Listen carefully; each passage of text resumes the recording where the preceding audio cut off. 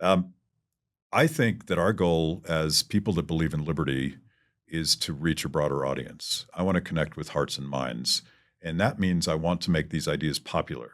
I want to translate them into common sense language and heartfelt stories that can connect with people. Our community now, our audience, are people that don't know what liberty is. They don't know what a libertarian is. They certainly don't know who Frederick Hayek is. But they have this sense they're searching, and they're a little anxious about the authoritarianism they see coming. Politics is downstream of culture. If you're worried about the politics in your country, you're worried about the policies in your country, you better figure out a way to educate and engage and turn everybody on to these beautiful ideas that are being taught in these halls. And that is an exciting model. It's an exciting business model, but it's also an exciting model for cultural change.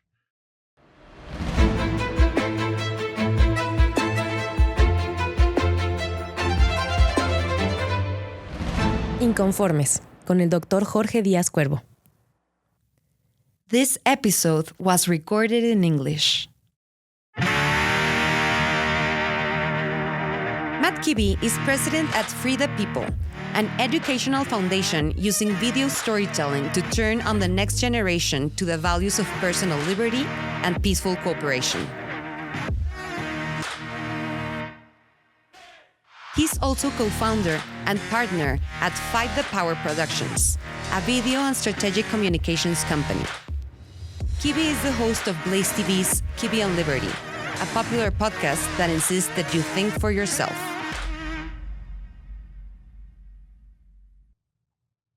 Buenos días, bienvenidos a Inconformes, el podcast de la Universidad de la Libertad. Yo soy Roberto Salinas-León. Hoy tenemos un invitado de absoluto lujo, Matt Kibbe. Matt es organizador, fue uno de los organizadores del Tea Party, del famoso Tea Party en los Estados Unidos. Hoy dirige una gran institución que se llama Free the People y tiene un programa con millones de seguidores, un podcast que se llama Kibbe on Liberty, precisamente, que incluso se transmite en Blaze TV. Lo más importante es que está casado con otra gran personalidad, Terry Kibbe, una mujer extraordinaria en la defensa de las ideas de la libertad. Así que estamos aquí con Matt. It's great to have you here. It's wonderful that this is, I think, your third visit to the Universidad de la Libertad. And of course, the university has positioned itself as a leader in the so-called freedom movement and the cultural battle. I'm not a fan of the term cultural battle, but the cultural challenges in the world of ideas. And you're world famous now in being part of that global effort to try and position and try and communicate the ideas of liberty. Tell us about why this is important and perhaps a couple of anecdotes of what you can learn from the past, 40 years that you've been involved in this. Yeah, so I think I agree with the idea that our goal is to reach the culture and be part of that cultural conversation, because our mantra at Free the People is that politics is downstream of culture. So if we're worried about political outcomes, we're worried about policy outcomes, we should work on the people's understanding of the values and principles and economics that leads towards freedom and prosperity and flourishing.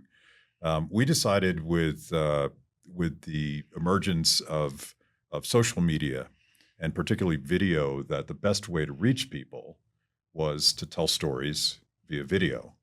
And it was a radical change for us because for much of our careers, we were preaching to the choir. The Tea Party movement was very much an organized choir of people that shared at least a visceral understanding of freedom and markets. Our community now, our audience, are people that don't know what liberty is. They don't know what a libertarian is. They certainly don't know who Frederick Hayek is. But they have this sense they're searching, and they're a little anxious about the authoritarianism they see coming, particularly from the radical left in the United States, the censorship and things like that. So we want to reach them, and that changes how you use language. It changes the types of stories you tell. we want to frame things in a more emotionally compelling way. Because I realized years ago that I was the weirdo as an economist who's course. constantly thinking about economic logic when I think about the world around me. But most people process the world through their emotions, and we need to meet them where they're at. So it's reaching not just the minds, but also the hearts. Yes. And this is especially important for youth leadership. Youth leadership that identifies many of the issues, as you well say, in social media. Now, here in Mexico and in Latin America, we have been beset by a wave of what you may call illiberal populism. Our friend Tom Palmer calls it a wave of illiberal populism. We see it recently in Venezuela with the tremendous rise of a illegal and autocratic regime. We see it in Nicaragua, in Cuba, but also in many other places. And yet, on the other hand, we have the phenomenon of Javier Milei, which is very much a youth-led phenomenon of trying to understand this concept called liberty. From the outside, how do you see the tendencies in Mexico and in Latin America and the approach you would take here? I think it's a lot like what's happening in the United States. And you could look at this rise in grassroots anger and frustration as a dangerous thing, or you could view it as an opportunity to connect people with the actual solutions to the things they're angry about. If you're angry about inflation, if you cannot pay for groceries, someone like Milei can explain to you that that's not like price gouging from greedy corporations. That is the government expanding the money supply, literally stealing pesos out of your wallet. Or your work. Yes. Right? Because those pesos are a reflection Stealing of your work. Yeah. Stealing your work. And so to me, and you've heard me say this before, but I would actually call myself a libertarian populist, or in the Latin American context, a liberal populist. Un populista liberal. Yes. So explain that to us. I think that our goal as people that believe in liberty is to reach a broader audience. I want to connect with hearts and minds. And that means I want to make these ideas popular. I want to translate them into common sense language and heartfelt stories that can connect with people. That is the only way that we're going to fix problems, because we live in this radically democratic world. On social media, the marketplace itself is really just a democracy, like where people are voting and choosing and buying and selling. Financial markets too. And all of that, like that's democratic. Mm-hmm. So if we want to embrace liberal institutions, if we want people to embrace liberal institutions, they have to understand why it's a better solution, why it actually is better for their pocketbooks, it's better for their families, it's better for their spirit. To be free and to live in a world where you can control your own destiny. To me, that's a version of populism. It's uplifting, it's exciting. And we have a common enemy, authoritarian governments that want to steal that from us. So it's not right or left. It's authoritarianism versus an open society. I think of it as bottom up. At the bottom of this, you have all of the deadly isms, all of the flavors of authoritarianism that want to control your lives and in the worst cases, take your lives from you. And you're rising up to something that is based on cooperation and mutual respect. And that, to me, is like we talk about markets. The market isn't a place. It's a process by which people are working together.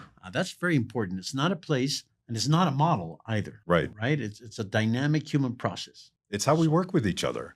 And at some point, we have to learn how to trust each other. And that's where contracts come in. At some point, we start to respect each other. And that's when you start helping your neighbor when your neighbor gets in trouble.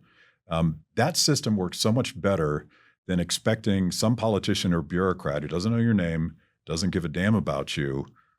Are they going to help me? No, that part of populism is a lie. I think Milton Friedman used to say that those who spend other people's money on things that they're not yours, really, at the end of the day, they may not give a damn about how they spend it or how much they spend, right? And so the incentives there are distorted. As a student of public choice, I would take Milton one step further, and no, they actually want to spend it on themselves at your expense. In Mexico, we have a saying, el que parte y comparte, se queda con la mejor parte. And that tends to be true in Latin America with so many cases of corruption. So, okay, youth leadership and is so important in the U.S. and Canada, in Latin America, and the world at large. And we saw we had a momentous electoral year throughout the world last year. It was one of those special years where we had all kinds of very important elections, and one of them, perhaps the most important of them, was November in the United States, November 7th, if I recall. It was supposed to be neck and neck between Kamala Harris and Donald Trump, and yet Trump apparently won overwhelmingly. And not just the presidency, but the Republican Party took the House, took the Senate, and also many gubernatorial races. To what do you attribute this change after the 2020 debacle, and especially after the accusations against Donald Trump? Yes, it's interesting, and as you know, we have been very vocal against what I was what I have called lockdown authoritarianism, shutting down businesses, telling certain people that they were non-essential and were not allowed to work, telling people that vaccine mandates and taking away people. This was during COVID. During COVID, and there has been a hangover from COVID ever since. People have not recovered. And the inflationary effects of the trillions of dollars that we dumped onto the economy through the government, all of that was bubbling up and making it so that Trump was always competitive, despite what the corporate media was telling you. He was always competitive. Biden would have obviously been a weak candidate because of his lacking mental capacity. Kamala also was a weak candidate, but ultimately this was a referendum on the Biden economy. And some other really interesting things happened. The coalition that elected Trump this time is very different than the MAGA coalition that elected him in 2016. You had the emergence of a lot of people, and this also comes from lockdowns, the so-called MAHA movement, Make America Healthy Again. Mm-hmm. Not just RFK Jr., but guys. MAGA is Make America Great Again. Yes. And MAHA is Make America Healthy Again. Yes. And I am very eager to see the MAFA movement emerge, Make America Free Again. But you had people coming from the left who were red-pilled by the censorship and the authoritarianism of the progressive left. And that's not the liberal that they signed up for. So they came over mostly through MAHA. You had a lot of former comedians from the left coming over and saying, you know what, whatever the Democratic Party has become, I don't want any part of that. And you also had, like, Trump actually cut a deal with the big L Libertarian Party, promising to release Ross Ulbricht, a political prisoner, and a bunch of other stuff. So this coalition. And I should add, when Elon Musk and Vivek Ramaswamy joined with so-called DOGE, government efficiency, which is really going to be, should they accomplish it, it's a radical streamlining of bloated government. Those are all the disparate elements, and MAGA is very much still there. So you have all these disparate elements coming together in a winning coalition as a referendum against government mismanagement of the economy. It's an opportunity. And I would say that a lot of the nominees that Trump has proposed, starting with our friend Dr. Jay Bhattacharya, a COVID dissident, someone that questioned the official narrative, someone that questioned government policies, he's going to take over the National Institutes of Health, which were explicitly censoring him when he questioned their policies in 2020-22.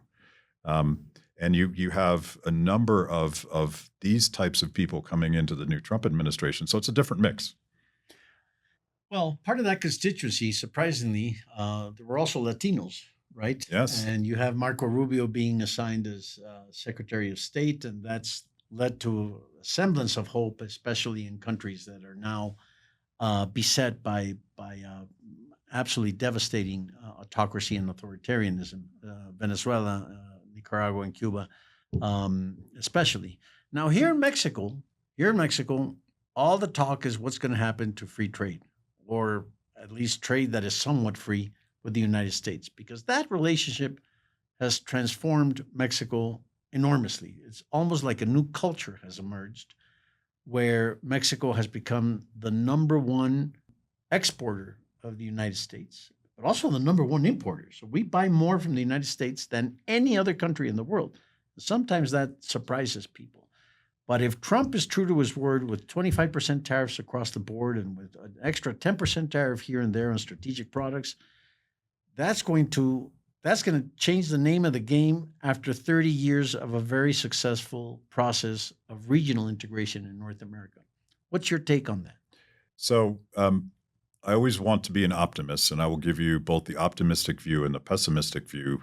You can go back and watch much younger Donald Trump on Oprah Winfrey promoting protectionist trade policies. It's always been a thing that he's talked about, and he's worried a lot more about China than Mexico in that sense. So in a certain sense, to the extent to which Trump believes things, he does seem to be a protectionist. But I've also read Art of the Deal, and I've watched how he's dealt with... Art of the Deal is his very famous book. Yes. De cómo llevar a cabo una negociación, right? On doing the art of the deal. So, and the short version of that is negotiate with bluster. mm-hmm. And he does a lot of that. And you know, we have the same contentious trade relationship with Canada. When I was a 22-year-old, I think one of the first papers I wrote was about lumber tariffs in Canada, and we go back and forth, and we've been fighting as long as I've been alive about that. I think a lot of that protectionist talk is Trump negotiating, and I hope that that's true. And I would love for the end result of that to open up our markets even more. And your argument, I wonder if Trump knows just how many goods. Well, yeah, probably he doesn't, or he probably doesn't know that when he eats tomatoes at Mar-a-Lago, at the fancy restaurant in Mar-a-Lago, they probably come from Sinaloa. Sinaloa is known for El Chapo and the drugs and whatnot, but Sinaloa is an incredibly vibrant entrepreneurial community as well. Now, he has very good people around him, people like Kevin Hassett or recently appointed Casey Mulligan and others that are probably telling him in his ear, hey, let's not screw around with this. So what would you said that you also had a pessimistic well, the scenario. pessimism is that he means it. But again, like there are some smart economists in his orbit that are going to remind him that the Hoover presidency, the infamous Hoover presidency, collapsed in large part because of radical protectionism that brought the economy to a grinding halt at a point when it needed growth. And he's inheriting incredible inflation. He's inheriting unspeakable amounts of debt. Of debt. Yeah. He's inheriting all of the hangovers from lockdowns and all of the collapse of small business. We've centralized our business community in the United States because of lockdowns. And I think he understands more than anybody else that ultimately the health of the economy is going to define his presidency. So we're going to have to make those arguments in that context that to do these things would undermine the American recovery. And the only thing we have going for us in terms of inflation is to counteract it with growth. You have to get spending under control. You have to get the Fed to stop printing so much money, but you can't do that unless the economy is growing. It's Right. politically quite difficult as it is, but if you do all these things at once, it's a disaster. Well, challenges that you have in the United States, but that we also have across the world. Now, we've been talking about these topics and many, many other topics around the culture of liberty here at Universidad de la Libertad. And we've had guest speakers here at Inconformes and guest speakers at the Núcleo de la Libertad right behind us. And you've participated in some of these. Tell us a little bit about what you think of the university. And please say it's really cool. Well, I actually do think it's really cool, and a lot of my American friends are surprised when Terry and I go back home and talk to them about this oasis in Mexico City. A lot of Americans, tragically, and I think this is true in most countries, they don't necessarily understand what Mexico is really about, and that there could be this place where freedom and liberty and speaking your mind and controlling your own future, these are the governing philosophy of this institution. And it's not just an academic place, and this is what's so important about it. Your people, your personalities, your professors, they know how to talk to a broader audience. And I like to think about this. Back in the day, academia was its own little ivory tower. And then you had communicators, and then you had political organizers, and then you had the media. And these were all separate things. But here, it's all together. And what I said in the beginning matters to what the mission is here. Politics is downstream of culture. If you're worried about the politics in your country, you're worried about the policies in your country, you better figure out a way to educate and engage and turn everybody on to these beautiful ideas that are being taught in these halls. And that is an exciting model. It's an exciting business model, but it's also an exciting model for cultural change, because it's not enough to say, just go read these 10 books by Friedrich Hayek and get back to me. You have to engage people. You have to meet them where they are. You have to tell beautiful stories, but you have to also convince them that you actually care about their ability to provide for their families. And we have those solutions. We've been talking about this ever since I was a kid. Why won't people understand that markets are the way to lift people out of poverty, to give them hope and aspiration, and to give them a dignified way of living their life? Well, it's because we didn't engage the popular culture. And I will call it a culture war. It is a culture war, but it's different than the connotations of that term.